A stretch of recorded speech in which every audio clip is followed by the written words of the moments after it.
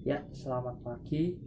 Nama saya Arnanta Christian Nathaniel dari kelas IPS 1 semester 6, nomor absen 04 dari SMA Negeri 1 Salatiga. Hari ini saya akan presentasi buku yang berjudul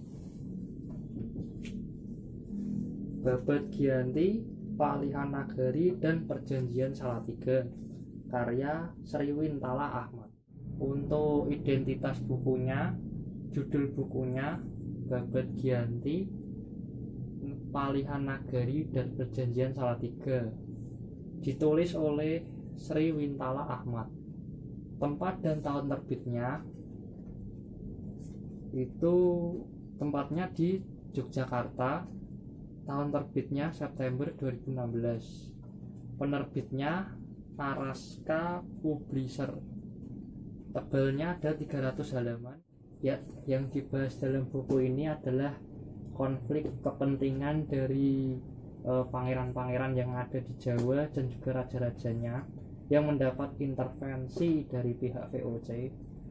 Ya, VOC itu jadi mencampuri urusan suatu kerajaan, termasuk Kesultanan Surakarta, kesultanan yang dipimpin oleh Pakubuwono kedua. Ya, karena taktik Belanda yang saat itu yang terkenal adalah divide et impera, jadinya membuat kerajaan-kerajaan itu teradu domba, jadinya saling serang gitu ya, untuk memecah belah mereka.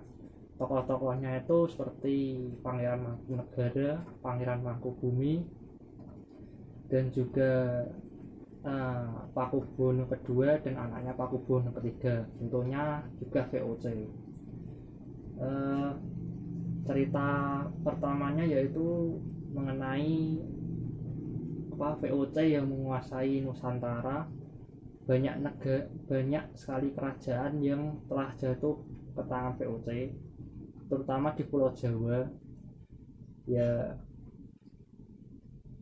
karena dapat menguasai kerajaan itu, termasuk kerajaannya Pakubuwono kedua. Nah, di sana VOC itu seakan-akan juga mencampuri urusannya dan memanfaatkan itu untuk mengeksploitasi dan bersikap sewenang-wenang terhadap rakyat kerajaannya Pakubuwono kedua itu. Nah, jadinya melihat hal itu, banyak rakyat yang sengsara.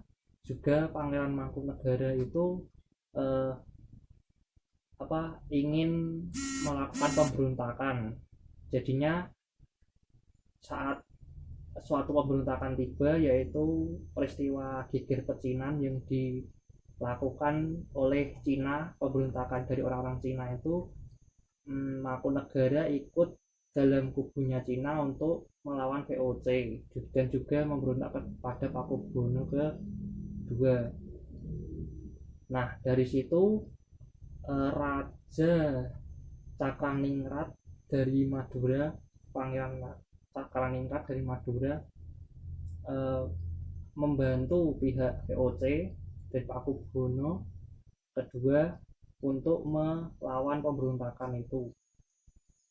Nah, akhirnya setelah beberapa pertempuran, akhirnya dimenangkan oleh Cakraningrat ini. Tetapi VOC ingkar janji. Sebelumnya itu VOC menjanjikan kalau menang itu akan diberi suatu lahan atau tanah. Tapi malah sama Pakubuwono dan juga VOC malah mengadakan perjanjian atau kesepakatan bahwa nanti akan diberikan tanah yang semula dijanjikan itu akan diserahkan pada VOC. Jadinya ini menimbulkan kemarahan bagi Cakraningrat dan akhirnya pindah haluan untuk membela Mangkunegara melawan Pakubuwono. Cerita selanjutnya adalah mengenai Mangkubumi yang seawalnya berada di kubu Pakubuwono malah berpihak kepada Mangkunegara. Ini ceritanya hampir sama kayak Cakraningrat. Jadi itu membantu Pakubuwono, tetapi akhirnya nanti ya tidak terrealisasi janjinya, jadi Mangkubumi kecewa dan akhirnya memihak kepada Mangkunegara. Dan setelah beberapa lama Pakubuwono pun sakit keras. sehingga akhirnya beliau meninggal dan menyerahkan kekuasaannya kepada keturunan selanjutnya, yaitu Pakubuwono III.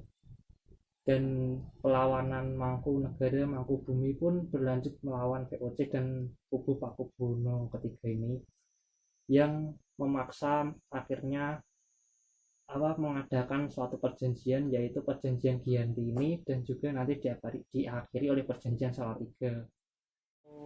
Kelebihan buku ini yaitu penulisan dari cerita di dalam buku ini menggunakan bahasa Indonesia, sehingga bisa memudahkan bagi para pembaca yang tidak berasal dari Jawa bisa ikut memahami isi dari buku ini. Dan juga terdapat peristiwa-peristiwa penting seperti peristiwa sejarah, yaitu Perang Suksesi Jawa III dan juga perjanjian Giyanti atau Palihanagari dan perjanjian Salatiga, tentunya dapat menambah pengetahuan dari pembaca.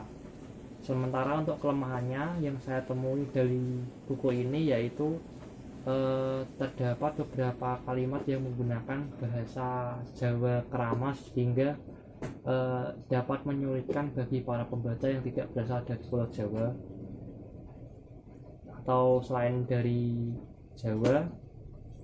Dan juga pembawaannya yang monoton akan membuat pembaca jadi bisa bosan.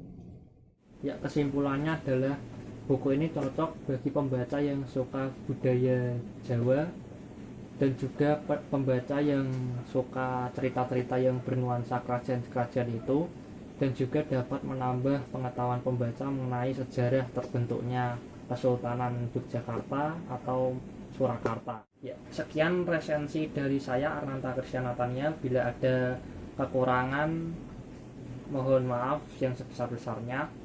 Terima kasih, tetap semangat, jaga kesehatan.